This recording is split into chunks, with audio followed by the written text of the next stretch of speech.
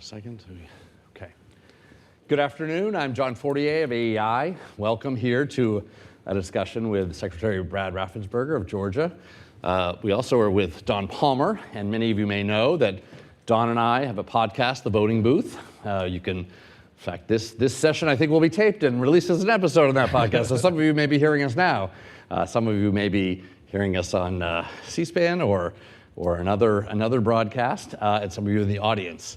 Let me say a few logistical things and then introduce Secretary Raffensperger, and he'll talk, and then we'll talk, and then we are looking for your questions. So I'm putting this in your minds to get you ready. If you'd like to ask a question, be ready in the room.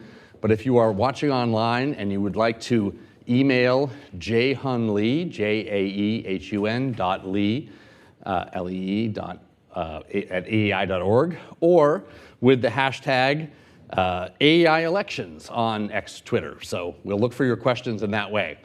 So Secretary Raffensperger, many of you know, he's become a national figure. He began as an engineer, started several businesses in Georgia, became involved in local politics at the city council level, at the state representative level, and then was elected Secretary of State in 2018.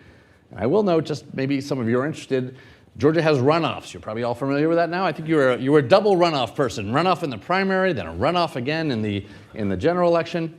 And then I think part of the story is that came into office as there was a controversy over election. Stacey Abrams, the ultimately losing candidate for governor, was questioning the election as Secretary Raffensperger came in.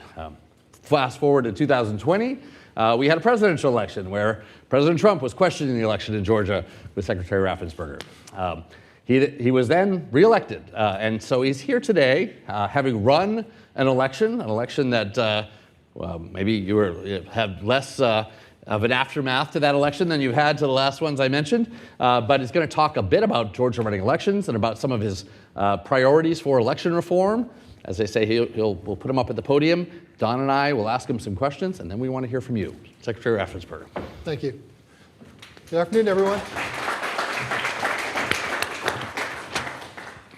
What I thought I'd do is just run through some bullet points for about 2 minutes, 3 minutes tops. Leave you more time to ask some questions. But good afternoon. It's a great honor to be here today with the AEI. Georgia leads the nation in election management. Our elections are accurate, secure, free, fair, and fast. We think that's all come together, and people just saw that nationwide. That's what I've been leading on in Georgia for the last several years. I look forward to sharing, our ideas, what we've been doing in Georgia with you, because you think about it, where we are right now with a new Congress. Now it's just a great opportunity to look, how can we improve the election process, not just for 1 or 2 states, but for all 50 states, so they all finish up as quickly as Georgia did this past election cycle. Number one, my focus has been since day one to put voters first. I think that's really important. I think voters deserve to participate in elections that are transparent, security, integrity, but also finish up quickly, short lines. We think that's important. Why can't voting be fun? I know when you get the results, it may not seem like fun, but while you're out there voting, let's move the lines. Number one, I strongly believe in photo ID for all forms of voting.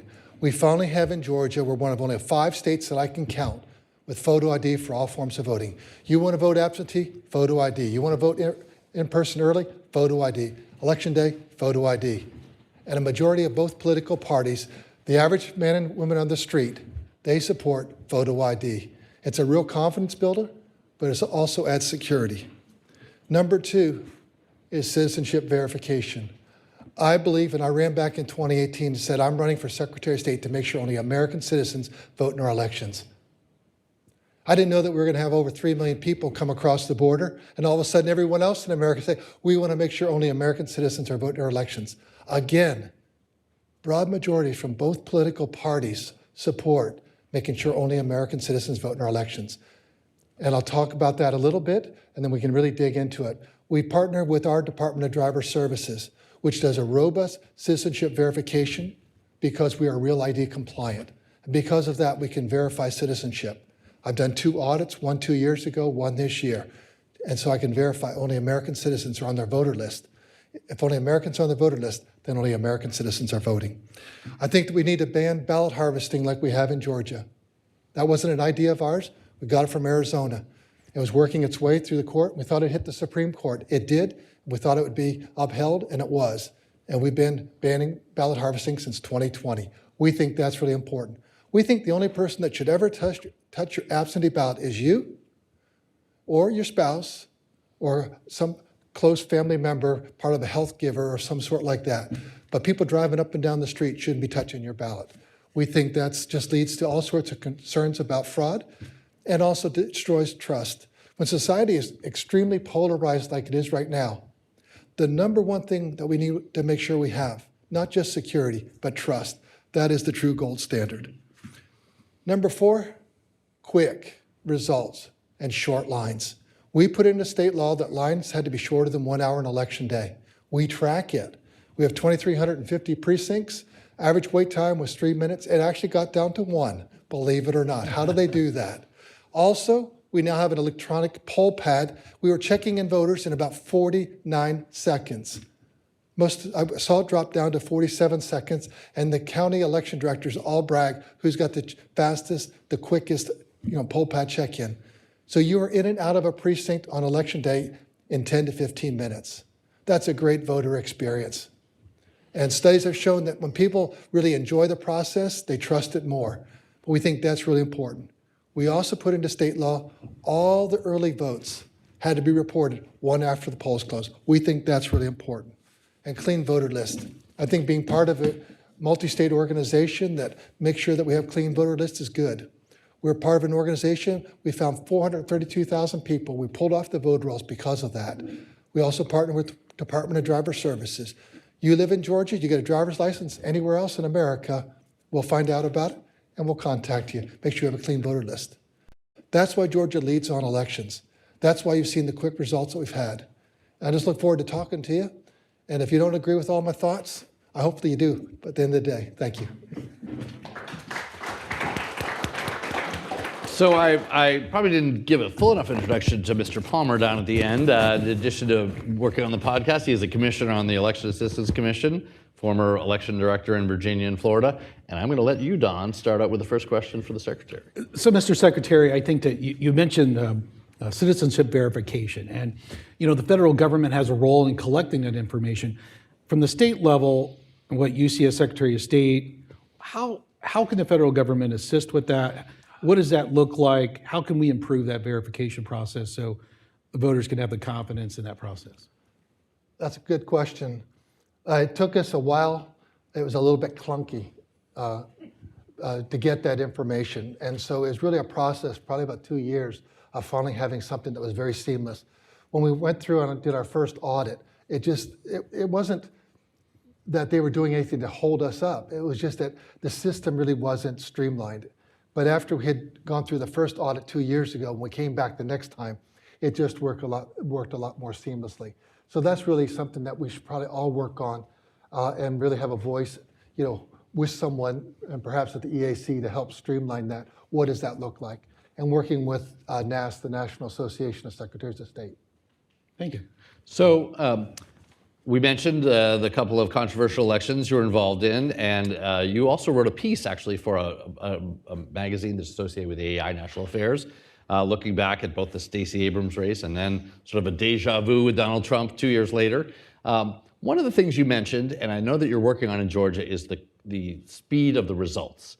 And we didn't have the long, drawn out thinking about the close states. We still are talking about California and to some extent Arizona.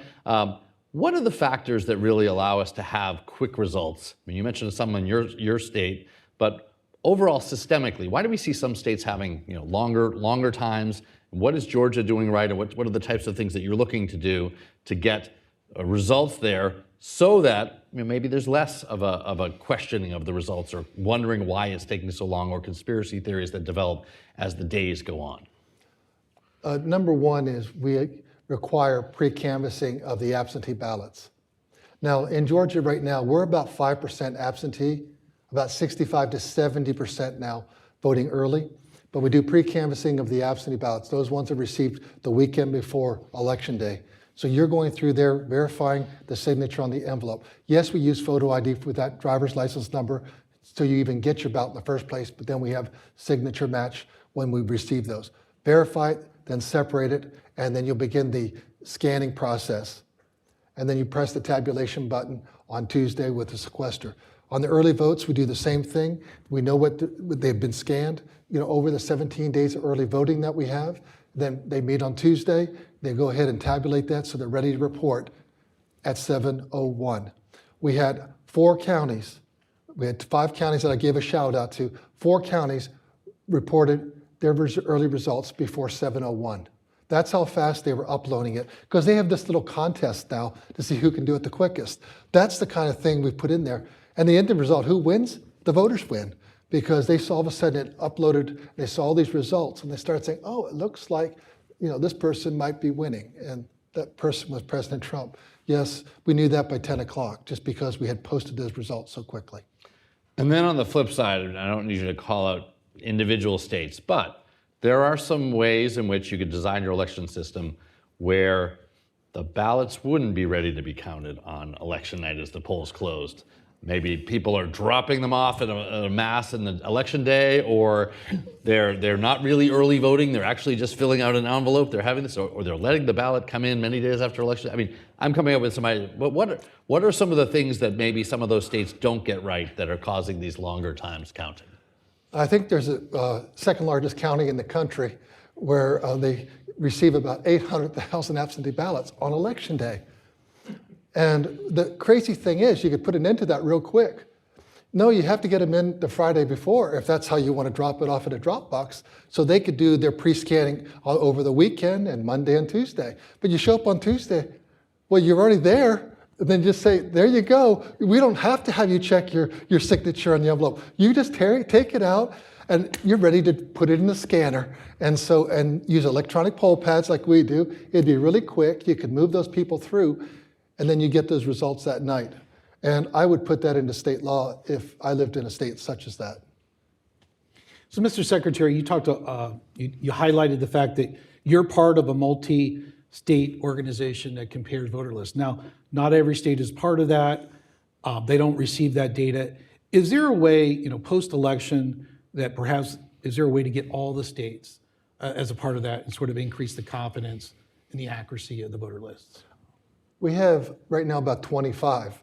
So we need 25 more states plus District of Columbia. So we want all 50 in there because it really helps. I think it really is going to take working across both sides of the aisle. And if there's any pain points or sticking points, what are the real important ones and how do we work through that? But I don't know, I think you and I have talked about EAC, because you have the covering, you do all the testing for our equipment. Before we can use equipment for elections, it has to be EAC certified. So you are respected as a national bipartisan organization. Well, I think that's something, meeting with NASC, virtually every Secretary of State, Lieutenant Governor that handles election is a member of NASC. Coming together, we have these conversations because I think it would really be good for every state. And then how do we help some of the states never joined because they couldn't afford it on cost? Right. And so is there a program that if you join that, somehow, I don't want the feds telling us how to run elections, but if we can get them over that pain point that they're not funded by the General Assembly, it would really help really streamline that, because there's a lot of states, it was just cost that held them back from joining. So just for the benefit of the audience, what's the importance of sort of states receiving data on new arrivals or registrants in another state? Why does that help you keep your rolls clean? We joined the Electronic Registration Information Center, that's ERIC. We joined that back in 2020, 2019, as soon as we got legislative approval to do that. It took us a couple of years to actually get that working. Last year, we found 432,000 people through ERIC. And we found additional deaths that we thought we were tracking through the federal agency, so they're very good at death records, but all that multi-state, cross-state movement. What people lose sight of, think about how many places you've lived in the last 5 years. The Census Bureau said in 2020 that 13% of all Americans moved every year. Pew did a study about 12 to 15 years ago that 11%. Pick your number. We have 8 million total registered folks, times 0.11. That's over 800,000 people that are moving. Now, they could have been moved from one end of a county to another end, different precincts, to a different county completely, or they move out of state. And for us, our biggest state movement is Florida and Texas. And so they're not part of ERIC, so we did bilaterals with them so we get that information. We also did one with Virginia, who's not a member. South Carolina is a member of ERIC, but we still did a bilateral with them because they're just friendly folks. And so it all worked out. But we want to make sure we can collect all that data. That's real important. And so if we can expand, organizations, I think that would be good for everyone. More communication. So I think most people following this conversation will know what we're talking about, sharing data among states, but just maybe to take it back a little historically, back in the 2000 election, and I guess I feel like I'm dating myself, but that's where I really started to get into elections, there were really only 7 states that had a computerized statewide database. It means the rest of them didn't. They had very localized lists. They sometimes were written on paper. And we've moved through legislation, through the Help America Vote Act, through a lot of hard work to having good state lists, but those don't talk to each other automatically, right? And so this is the point, right? That the states, when you move to another state, you need to share. So you may want to say more about that, but I guess the other thing I want to hear about is there information that the federal government has that would be useful for states to think about cleaning their lists? You mentioned things related to citizenship. Should ERIC or should individual states be able to access certain data from the federal government that would help them improve their lists? Well, number one would be death records. Federal government will find out that you've died, so they can cut you off from Social Security. So they're really good at that. So that one, and I also think probably the other one, I think death records would be probably number one for us. But it's the cross-state movement and being a clearinghouse. Sometimes we need to have a facilitator, but also you don't want, the information that's on the voter rolls is your personal identifying information. We have your driver's license number, we have your birth date. We don't share that with other ones. So you want to make sure that there's a strict, confidentiality when we share that with another state. And voters need to make sure that, that they have confidence in the process. All right, well, I'll follow up on something and then go to Don. I'm going to take you off the hook for this one because you mentioned voting machines and certification and testing of voting machines. And that's something that the Election Assistance Commission, where Don is, oversees, a set of voluntary standards that are developed. Georgia's gone through some period of time where they've upgraded their voting systems. I think that they've done pretty well in this, but give us a sense of what you would like to see in terms of the certification and testing of machines, or starting to answer some people's questions about technology out there. People still have a suspicion that they're using technology, and maybe we need to count by hand. I don't necessarily want you to go there, but there are some worries about the technology, but there are also some ways in which we might make people feel more secure. What's your vision for that? I will go down that trail for a little bit. You do not want to count ballots by hand. People that say, well, the French do it, this country does it. That usually doesn't work as a good political thing in the United States. And the reason that they can do it, they're all parliamentary democracies, and when you go to vote, you have one race. You could have 5 people, then you could really go wild like Israelis and have 14 or 13 people. It's a lot of people, but it's one race. But here, just figure out all the races we have. We have probably 15, sometimes 20 different races on there. You have 3 candidates, sometimes 4 or 5. And imagine how long it would take you to do that by hand. And so hand counting doesn't make sense. So scanning it does make sense. Now we have what's called a ballot marking device. We like that, we prefer that. And the reason we like that over a hand-marked paper ballot, it keeps political parties from saying, oh, I don't think that they really made that mark there. So we don't have the R's and the D's fighting over that. It's clean on what's made. But we do have a QR code. Now, if you ever see it in your wallet and pull it out, I bet you there's a QR code or a barcode code that you had to pay that. But some people are concerned about the QR code. I think the next evolution for us would be having human readable text. And so it's just reading the human readable text. You can have the barcode as belts and suspenders if you wanted to, but it's really the human readable text. And that's how we're doing our audit that's undergoing right now with enhanced voting. So I want to switch to, you mentioned photo ID. You also mentioned, I think, the Real ID Act and how that may be, sort of the next generation of how we handle photo ID. What should the Congress consider, and what's the best approach for the states? I believe that we should have photo ID for all voting, and I think our model is good. We're not the only state that has photo ID. We use driver's license number, but it takes you back to your real ID compliant driver's license. You need, in Georgia, to get on an airplane, you need a real ID, your Georgia driver's license, or another state that's real ID compliant. I know some states have somehow got around that, but I think in these days and times of national security, it should be real ID compliant. It just really sets what is your status here. Are you born in America, or are you a naturalized American? Do you have permanent resident status, student visa, whatever that is, work visa? But you just know what your status is. But we know then only American citizens should be voting in our elections. It's very easy because you've, at the front of the line, when they're coming into the system, you've actually verified that. And I think that should be part of state law. And now's the perfect time, I think, for the Congress to take that up. So just, just following up on that, you've worked on both sides of the aisle, you've been in the legislature. How would you approach trying to find consensus on some sort of photo ID? How would you approach that to Congress?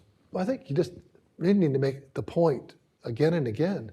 The majority of Democrats and Republicans, the grassroots of both political parties, Main Street America, they support photo ID.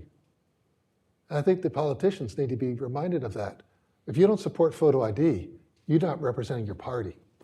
You may be representing some fringe element, but you're not representing your party. And if you want to get back in power, you might want to start representing your people. So we're going to have some more time. We're going to speak with Secretary Raffensperger, but I want to let you know again that we want your questions, so keep thinking about them. And just to remind those online that you can either email jhunlee, jaehun.lee, L-E-E, at aei.org, or you could use the hashtag AEI elections on X or Twitter. So let me come back to, we were talking about technology earlier, and you mentioned audits. And people talk a lot about audits, and I think it's one way in which you might give people security that the machinery worked, that the count had gone right, that you double-checked things, essentially. Talk a little bit about the auditing process, what you do now, and what you would like to see in terms of auditing to give people the sense that those votes that they filled out, that they scanned, that somehow we know that they have a sort of second check on them, that they're going in as cast.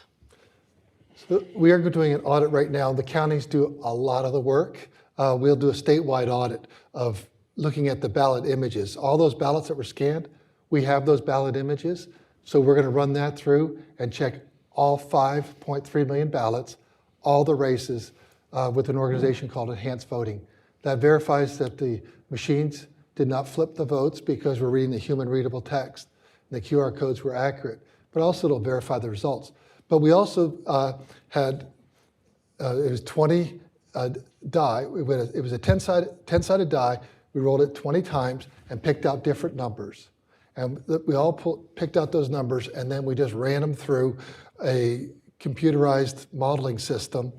It's a random audit to find out what batches you're pulling out. And so depending on how many voters you had, how many ballots you had in each county, would determine how many ballots you would pull. But we did a 95% risk limiting, so it's a risk limiting audit. And so that's undergoing right now, and we will be done, I think, end of today, first thing in the morning, all 159 counties. But that will then verify. You said that Bob and Mary, ran for this race. Bob got 55, Mary got 45. Well, now we're going to do the audit. And if it comes in at, 54.9 versus 55.0, you'll know we're right on the numbers. If all of a sudden there's something that doesn't work, and that's what happened when the county started sending us some information. There's actually a few counties that they were catching their mistakes. Oh, we had some test ballots that got in here because their numbers weren't lining up. Then we pulled them out. So that's the other advantage. It cleans up your data before you even begin the audit process. So we'll have that done, and we'll be reporting that to everyone in America. Here's what the results were. And this one, the one race we are doing, the statewide, is the presidential race. We know the delta is 125,000 that President Trump won the state by, but we have to do our due diligence to come back to all the voters, both sides of the aisle, everyone, to say, here's what it was. So basically, you have the machines are scanning and counting the ballots. You also then have these ballot images. The machines take a picture, and so you can see, oh, there it is. But you also still have the paper ballots. So if people are worried, they're paper ballots. And then the auditing allows you to compare some of these things to a certain number of, depending on the race, a certain number just to make sure that that is a good matchup. And that's what we audit. We audit the paper ballot, not an image. We actually then are auditing the actual, your physical ballot is pulled out of the stack, and you have to get a certain number from this precinct and different precincts. And then you're just adding it up and putting them in two sides, and you're doing a hand count on that also. So, Mr. Secretary, post-election, one of the themes that's coming out in the transition period is efficiencies in government. And so, there's a federal government, agencies are involved in elections. There are also federal funds that occasionally the Congress appropriates to states. How should Congress, with the new Congress and the new president-elect, how should the Congress and the president approach federal funding of elections for the states to assist? We actually manage without any federal funding, and I believe constitutionally the states should be able to manage. But if the federal government wants to have a grant program, I would probably use what I used in business, carrots and sticks. And so you kind of set the broad parameters, and one of those would be photo ID. Other one would be part of a multi-state organization. Because if it costs some money, well, we'll give you, everyone gets a grant for that. And you make sure that it really covers the smaller states where it really is a problem. California, it's probably like a flat fee, whatever it is, but make sure that the states that said they couldn't afford it, that they get $500,000 or $1 million, whatever that number needs to be, so it defrays that so they can really join that organization. I think that would be really helpful for the states. California has just a bigger budget because they have a lot more people. So I don't think we need to ramp it up. I don't think it needs to be a flat fee, flat grant, just to help defray that cost. Carrot and sticks. Carrots and sticks. Okay. And you expressed you might use federal funding if it came in the right way. But what do you say about private funding? We had some private funding, especially in the 2020 election. There's some controversy about it. Georgia, where are you on private funding? I oppose. I just don't believe that private organizations should be weighing in. Even if they have the most pure of intentions, it doesn't lend itself to voter trust. And we have to be honest where we are right now, that although President Trump got a big electoral vote, popular vote win, we're still, someone's not getting over 60%. See, they're still close. So there's a sizable folks that there's not a lot of trust on both sides of the aisle. And so we really have to work on making sure we have processes in place that no matter what the results are, you may not like them, but you say, that was fair. We have good refs, and they're just calling balls and strikes. So one of the big issues from my perspective, just monitoring the election on election day, were the bomb hoaxes, both in Georgia and I believe Arizona, the multiple bomb hoaxes. You called out the Russians for that. There was some question about where did that information come from. I think I should suspect, but what happened with that? And have you received any other information on that? Yes, we knew pretty early on the bottom of the sheet, the email, it had Cyrillic lettering, which implied it came from someone from Russia or one of their other folks with that same alphabet. So we tagged the Russians with it, and we were talking to the feds, and they were a little slow than us to get that out there. But we established it was a hoax, bomb threat. So you keep on voting, and about all but 4 or 5 precincts did. And then about 1 or 2 o'clock in the afternoon, the FBI came out and said it was Russia-based. So we also had a DDoS attack a few weeks earlier on Monday, October 13th, 14th, I think it was, 420,000 hits that we got, and that also came from the Russians. And that was identified with our federal partners. We notified it, so we just put in an interface that said, I am not a robot, I am a human, and it went down real quick. But they've been very active right now. Is it concerning, and maybe my memory's just going, but the fact that these bomb hoaxes can disrupt an election? I mean, it may close down the polling place for an hour or so while they see if there's actually a threat, and then they may have to extend the time of the polling place. Right. I just don't recall being that sort of intervention of election or disruption of election. What are your thoughts on that? We had over 30 bomb threats. I think it turned out to be over 50 actually just in Fulton County, but we had 60, 70 statewide. And we identified it, and so we put it out very quickly, and law enforcement, the county sheriffs, police departments are saying, we can keep on voting. A few of the precincts, when the police officer came, well, what do you want us to do? Well, they said, well, can you bring in the dogs to sweep the area? So that's why we had a 20-minute, 30-minute, and up to one was a 50-minute wait. So those precincts just stayed open later. Fortunately, it wasn't 60 different precincts, because our whole goal was to get those results uploaded really quick, right, because that builds that voter confidence that we've been so hard to try and reestablish. And just so one more along those lines, Georgia was hit as well as well as North Carolina and Florida by hurricanes and caused some damage. And I'd like to hear a little bit about how Georgia recovered in the election sense from this. We had talked to North Carolina and Florida on our podcast recently. But let's think about less notice, something happening on election day, like these bomb threats, or God forbid, something more real. How does the Secretary of State's office prepare for, think about what's in the law that allows sort of dealing with real on-the-ground emergencies if it really came to that? Unfortunately, well, it's just a fact, but the hurricanes never hit the weekend before. Yeah. So Governor Kemp, when he was finishing up as Secretary of State in 2018, he had a hurricane that had come through, and so he had to deal with that.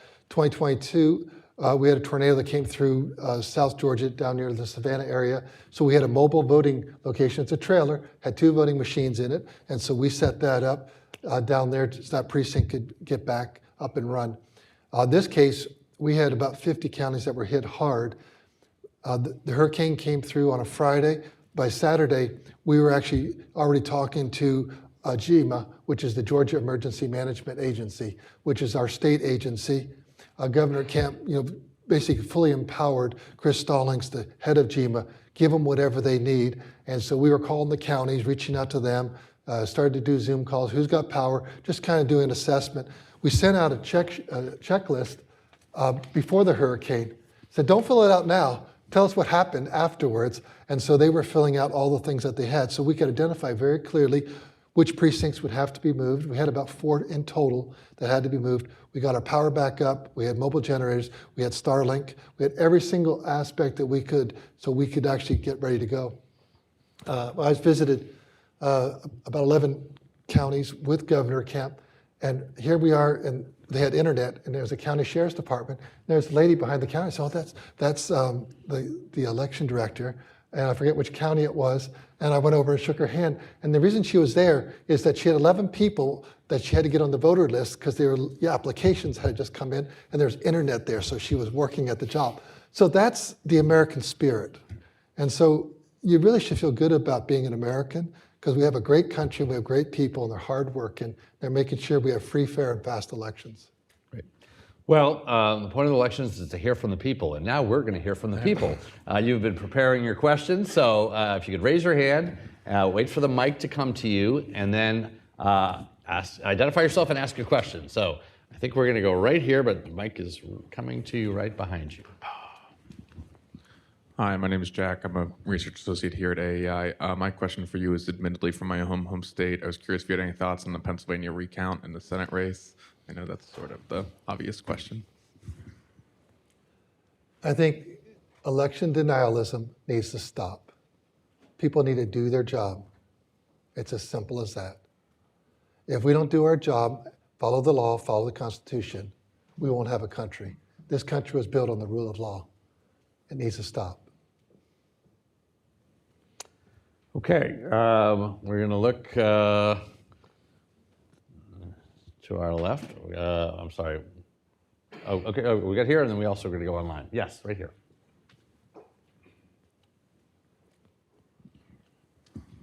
Obviously, with the election being out of the way now, that's over. But I was wondering what other things you were looking for in your department to increase voter efficiency for the next maybe primary election that you have.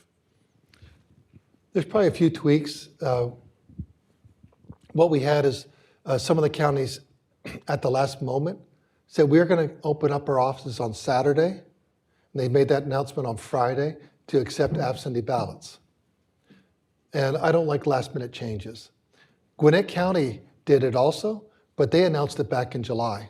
Plenty of time for everyone to understand, oh, they're going to be open. So the people that needed to know that were Republican Party observers, Democrat, independent observers, and our investigators.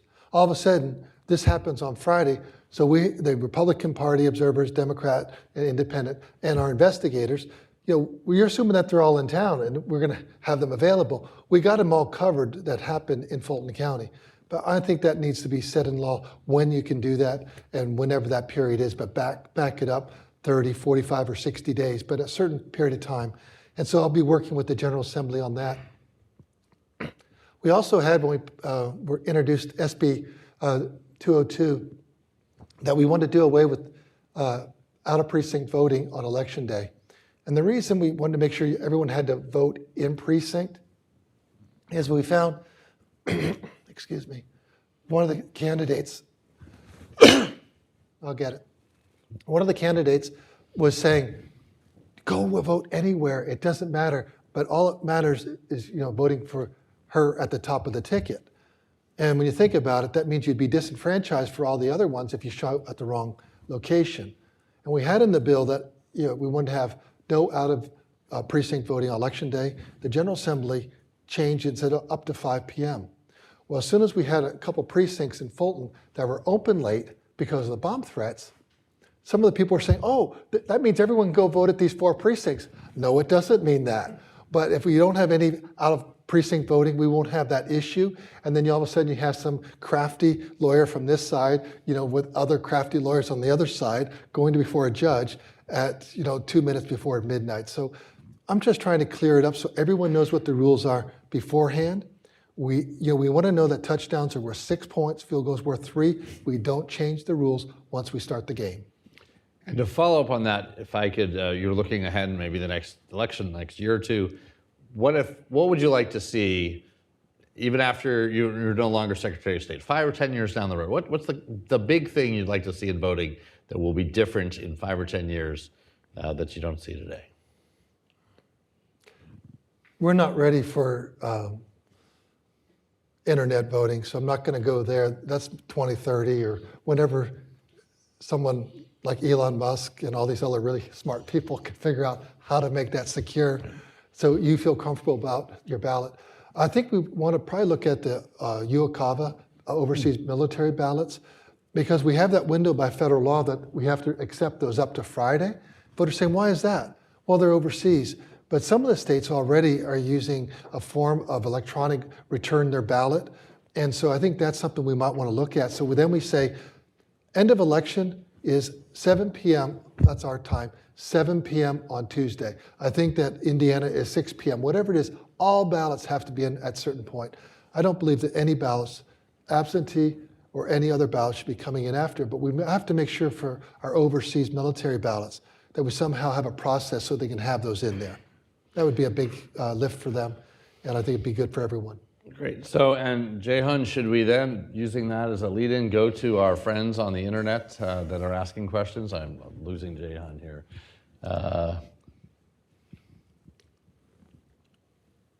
Yes, so we have a question about, kind of addressed earlier, but how can Congress balance its interests in ensuring fair, secure, and quick elections while also kind of respecting the federalism issue? I think that what Georgia has shown is you can have really strong turnout. We had 5.3 million people show up out of 7.2 million active voters. And so if you divide that out, it's over 70%. That's our highest turnout ever. And so we've shown everything that we've done with SB 202. Cost us an all-star game because Stacey Abrams came down to Georgia, came back to Georgia, and then she said it was going to be Jim Crow 2.0. But they're coming back, right? The All-Star Game's coming back. It's coming back next year. Yeah. But let's not forget history. Yeah. We have had record turnout 2020, 2022 for a gubernatorial, and 2024 here for a presidential. So we've shown that photo ID works. It does not decrease turnout, gives voters confidence, adds security. I think that's really important. So everything that we've done in our model is something that really everyone could embrace. I know that Utah, which is a Republican state, is a mail-in state. So I think you have to give states that. I'm not a fan of that, but I understand it works in some of the western states. But I think that really what works the best, though, making sure you have a clean voter list. If you don't clean up your voter list and you start mailing out a hot ballot that hasn't been requested and it's going to someone's address, and yet over 4 years, what percentage of the voters have already moved? If it's 11% a year, what is that percentage over 4 years? I'm sure someone here has got, is pretty good with math and they can figure that one out. Then that really leads to voters not trusting what is going on. And that is very dangerous in a pluralistic, democratic society like we have right now. We want everyone to feel confident about the process. So just to follow up, you mentioned the multi-state organization that shares some data. This is really related to the National Voter Registration Act. Post-election, there's been complaints on the left and the right pre-election on the effectiveness of the NVRA after 30-some years. Is there an opportunity for the Congress to modify that? How would they work together on that? I think if you're part of an organization that is updating your voter list objectively, not subjectively, then I think you should be able to update your voter list, up until the same period of time when you have to put people on the list. So if you have to put people on the list 30 days before an election, you should be able to also remove those voters if you got that information objectively through an organization like ERIC, because they don't live in Georgia anymore. They actually have moved to Kansas. Right. And so I think those are, that's just, wherever we can deal with objective criteria, it's tough to argue with facts. But as soon as you and I get subjective about something, then it's your opinion, my opinion. So we deal with the facts. I think that would help. So we really need to codify it based on objective criteria. So just following up, so the NVRA was 30-some years ago where everything was by mail. And now it's 2024, about to be 2025. How can technology improve the NVRA? Have you thought about that? And what can we do as election professionals to improve that list maintenance process? Because it seems to me like we're stuck back in the 1990s, and it's 2025. I think electronic records. Also, I think that all the driver records are updated on a national basis, and I think that needs to be part of what we're doing. People update their driver's license, or they're supposed to, but the percentage that don't is very, very small. And so I think that's a good thing, because when you go for your power bill, whatever you want to do, they're going to look, merchants want to see that it's a local address that you have there. So it gets updated. And I think that probably needs to be incorporated into that. Okay, we're gonna go back. We'll go here in the front. Mark Lerner, I was wondering what was going through your mind when President Trump asked you to find those additional votes, and how did that conversation happen to be taped? Well, when President Trump called me 4 years ago, I already had done all the checking, so we pretty much knew that those were the results. We could quibble over numbers. Was it 2 dead people, 4 dead people, or was it 10 dead people? But it wasn't thousands of dead people. We knew there was no underage voters because we have their day, month, year. So it's really just knowing your data. And that's why it's really important to have systems in place that you can really, drill down and get answers for everything. Because a lot of times people can say whatever they want to out on the internet, but then you have to be able to back it up with data. And that's why we also did an audit. We had 5 million ballots back in 2020, and we actually hand counted all 5 million ballots, reading off who did they vote for president, Donald J. Trump, Joseph R. Biden, or the Libertarian. I forget that name, but they didn't get too many. But we then could just verify what the results were. And as we went through the audit process, we found a couple of counties had some issues. One of them actually was Floyd County that had issues in 2020. They were actually the county that reported the results the fastest this year. They've done a 180. We didn't really talk about that. One of the things we put into state law is I wanted to make sure that we had authority, and we now have it through the state election board, to hold counties accountable. Counties run the elections, but they can't just say, well, we're going to do whatever we want. We don't like this law.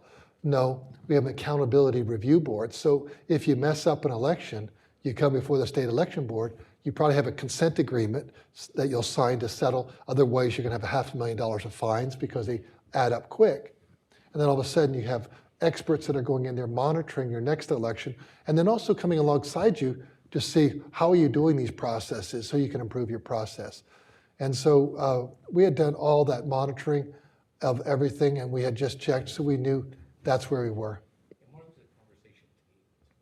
I was at home with my wife, Tricia. It's right the day after the holiday, and I guess he was up in the White House with a whole bunch of people in his office, and they're just trying to figure out where they stood and where we were in Georgia. And I just wanted to let them know that I checked out everything. And hopefully history shows that I was respectful. I think one of the things I would say, even if you don't agree with people politically on the other side of the aisle, I served in the House. We were always respectful to each other. And I think there's something that's been lost, and I think something that we need to reclaim, that we can disagree about policies, but let's just do it, and don't go to war over every little battle. Okay, we'll go here in the middle.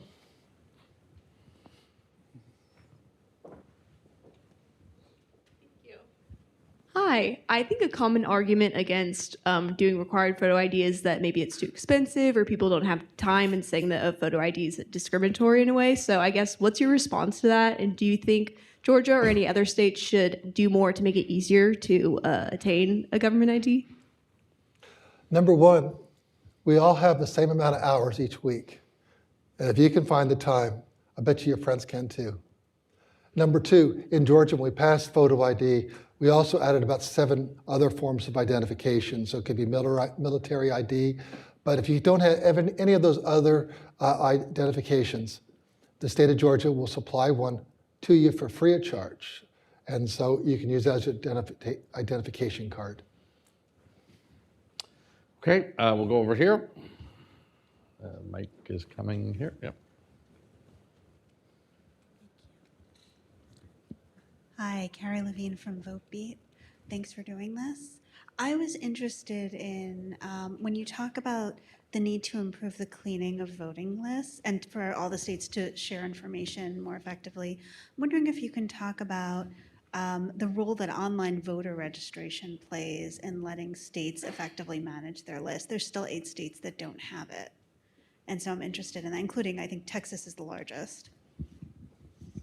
We have online voter registration, and it really makes it easy to register to vote. We verify who they are when they go on, and also when they want to change. If they move to one other part of the state, they can update their voter list. We think that's really important. It just allows you to have a cleaner list.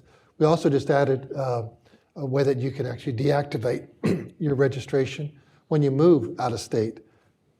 When we moved to Virginia 40 some odd years ago down to Georgia, I never thought about getting back to Virginia. So I don't know how many years I stayed on the list up here, but it's just really helpful if people have that opportunity. In fact, you could even let the realtors know about that. So when you do a real estate closing, they can say, hey, did you know you can do this? It's voluntary, but we followed the same protocols and security measures that about 5 or 7 other states also have. We think that's really just helpful that you have a clean, updated list. Todd, did you take the Secretary of Office list when you were running elections in Virginia? Or? Minute one. Yeah. Minute one. Okay, good to know. More serious follow-up. We mentioned online registration. You also have a form of automatic registration, and that can mean different things in different states. You want to give a quick sense of what you do that gets people on more efficiently or automatically? With so-called motor voter, you have a choice.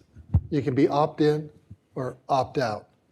So opt-in means, yes, please register me. I've been wanting to vote ever since I've turned 18, right?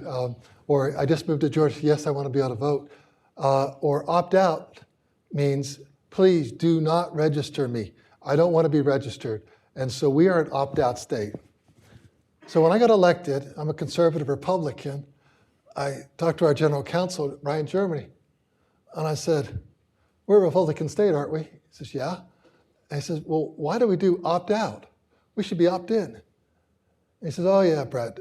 So then he explained to me, and it was really interesting. He said, Brad, the advantage of opt-out is that we'll have more people register to vote.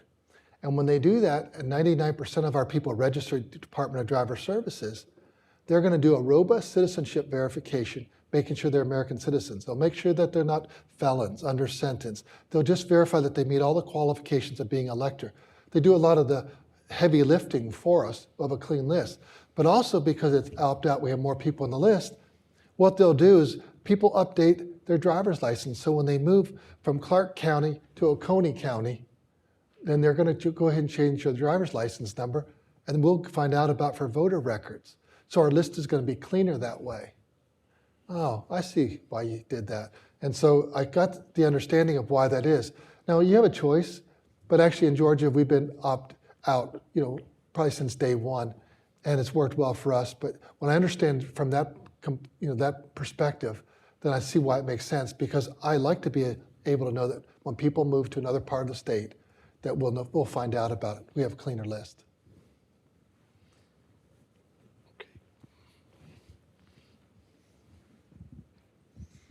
Hi, Secretary Raffensperger. You need to identify yourself. I'm Leslie Reynolds from the National Association of Secretaries of State.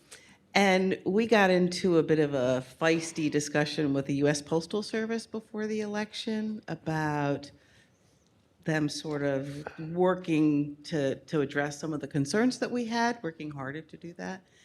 And I know that Georgia is one of the states where they had a facility that was new because it was consolidated. And I wondered how the U.S. Postal Service ended up performing as far as you're concerned in Georgia. I'm going to be asking the other states too, but I thought since you're here, I'll ask you now. The National Association of Secretaries of State wrote a letter to the Postmaster General and received a response, I think in 24 hours, maybe 48, but it was quick, with a full commitment. And by and large, we did see a noticeable improvement for the fall election. But that is one of my concerns really about being a mail-in state. If you don't have dependable mail service, and you have a system that needs dependable mail service, then you really have built a system to fail.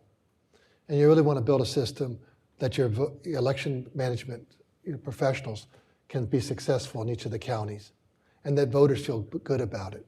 And so it may be something, if they don't fix the mail, I just think that more and more people are going to say, we need to have just more early voting like Georgia and other states do, so we have opportunities to vote. And then you'll have that 5% that want to just vote by mail, just because they've been a mess for several years now, and it's about time they get it fixed. Maybe perhaps that's on that list of the Doge team.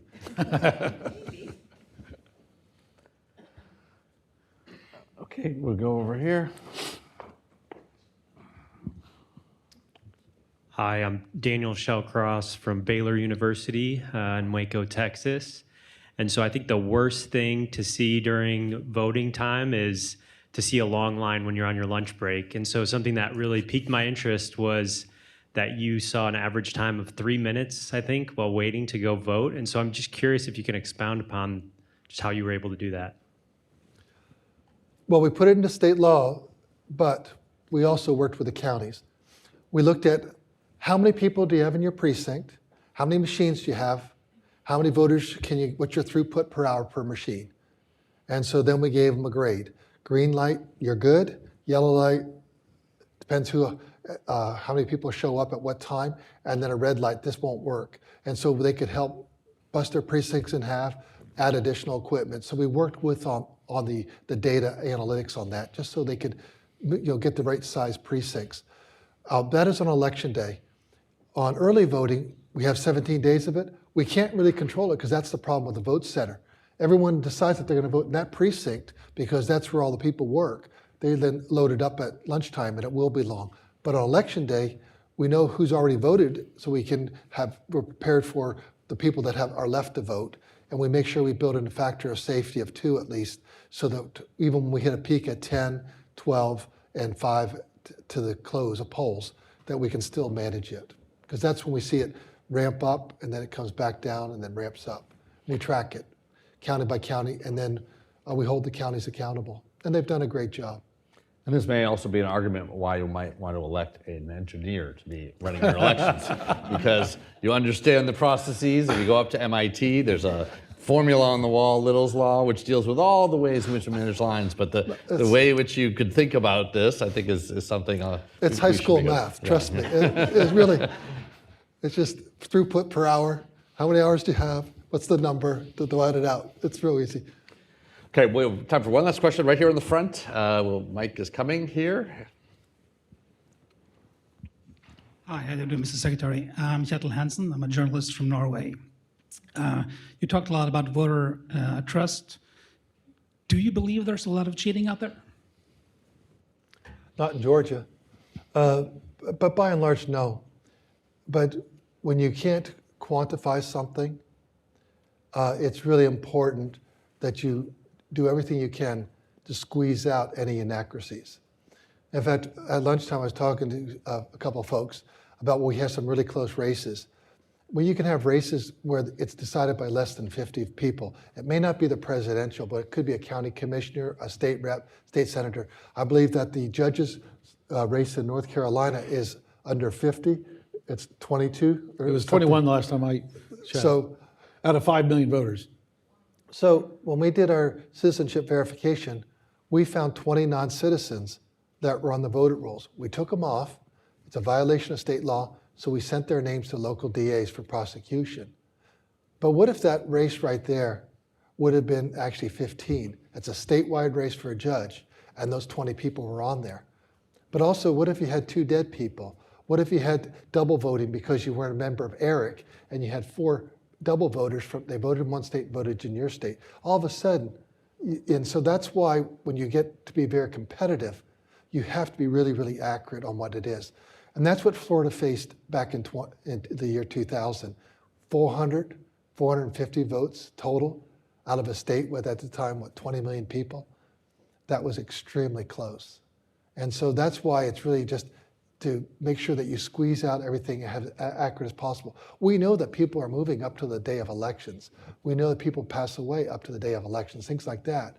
But you have to just get it as accurate as possible and not say, well, that's good enough. Because the voters have to be able to trust it at the end of the day. Trust is what holds society together. Well, it is people like Secretary Raffensperger who run our elections, who make our democracy work. And he's, of course, come to the end of an election cycle, and he's had a couple of controversial election cycles beforehand. So we'd like to thank you for your service to the country and for being here today. Well, thank you. Thank you.